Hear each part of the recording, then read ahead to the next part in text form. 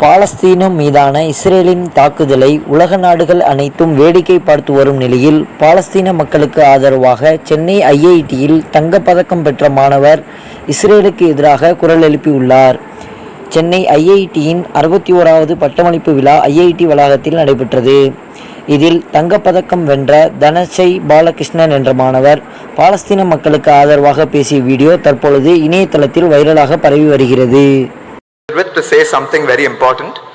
This is a call for action. There is a mass genocide going on in Palestine. People are dying in vast numbers and there is no visible end in sight. Why should we be bothered by this, you ask? Because STEM as a field.